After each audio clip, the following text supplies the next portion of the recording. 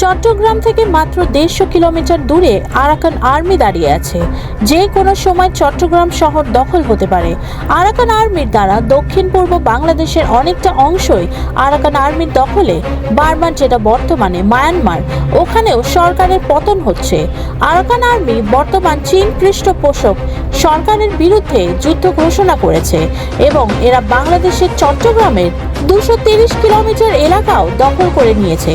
চট্টগ্রাম থেকে মাত্র 150 কিলোমিটার দূরে আরাকান আর্মি দাঁড়িয়ে আছে।